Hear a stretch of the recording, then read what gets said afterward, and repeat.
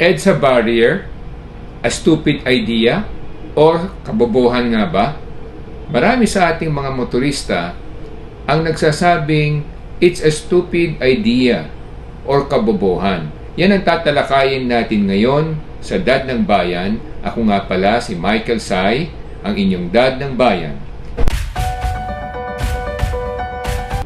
Talakayin natin at pakinggan natin yung mga kinausap namin at kinapanayam namin ng mga motorista. Ang kanilang mga sinasabi, kaya daw ito stupid idea dahil una, ang kalsada hindi pinasisikip kung hindi dapat pinalalawak.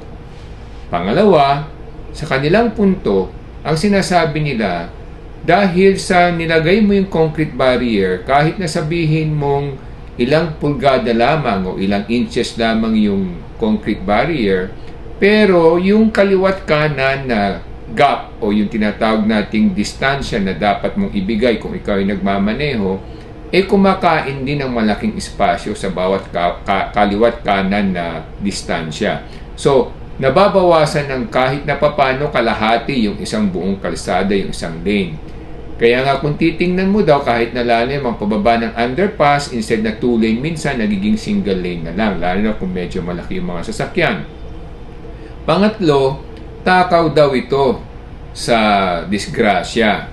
Kaya maraming sakuna ang nangyayari dahil minsan nababangga o nasasagi yung mga concrete barrier at pag ito'y nahulog, nadadamay pati yung iba pang sasakyan sa kaliwa o sa kanan ng concrete barrier.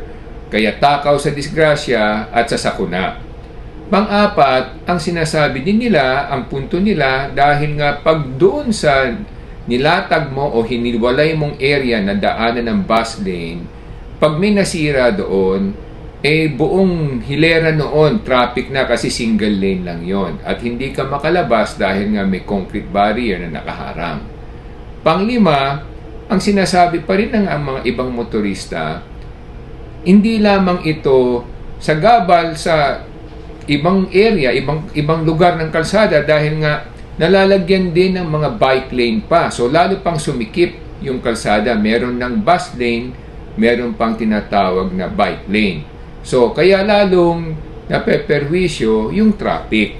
So yan yung panig ng mga motorista. Pero sa bawat paksa at sa bawat issue, palaging mayroon 2 o 3 o 4 na panig o higit pa. Tingnan naman natin yung pangalawang panig, yun naman sinasabi ng bakit inilagay ito. Dahil bawat aksyon naman normally may dahilan din. Meron din silang solusyon kung bakit nila inilagay yan. Ikinabit niya nung panahon, lalo na sa simula ng pandemya, dahil nga gusto ng ating mga namumuno na mapabilis ang takbo ng mga bus, lalo na kung ito'y maraming sinasakay ng mga pasahero dahil nga that time, kakaunti na ang public transport, saka at the same time, gusto nilang mailapit ito doon sa sakayan ng LRT at MRT para hindi na kakaliwat kanan yung mga bus at hindi na sila makakasagabal pa sa ibang lane ng kalsada. Pangalawa, kaya ikinabit niya nung panahon ay dahil sinasabi nga nila na total pandemya naman at wala namang masyadong sasakyan sa kalsada. At the same time, para na sa ganon, hindi mahirapan yung mga tao na tumatawid. Kasi ang LRT, ang sakay ng LRT na normally nasa kaliwa So, dati ang bus lane nasa kanan. So, tatawid pa yung mga tao para na sa ganon, makasakay sila sa LRT o MRT. So, yan ang mga dahilan na ibinigay ng ating mga namamahala tungkol sa pagkakabit ng mga EDSA barrier.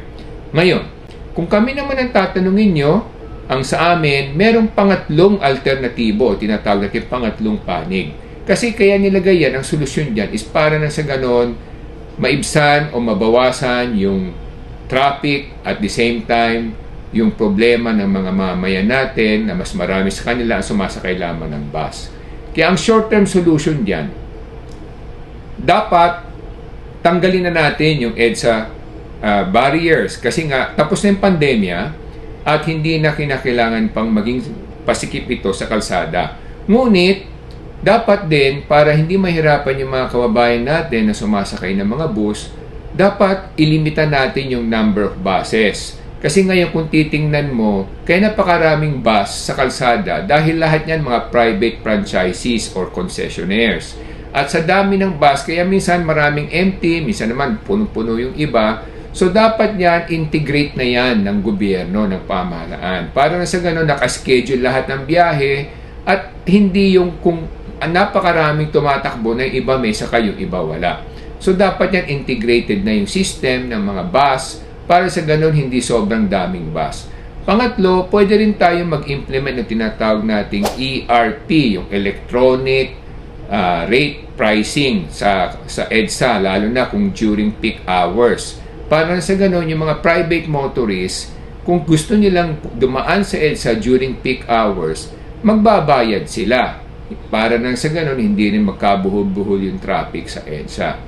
Pang-apat, dapat dagdagan natin yung bagon ng MRT. Kasi pag mas maraming bagon yun, mas mababawasan yung pangangailangan sa bus at the same time yung pila sa MRT na nakaka-perwisyo din sa ating mga manggagawa.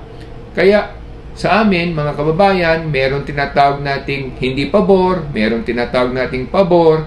Ang sa atin, yung compromise position, yun ang tingnan natin, alternatibo, na alam natin makakagaan sa kawisyuhan sa ating mga manggagawa, sa ating mga mamayan.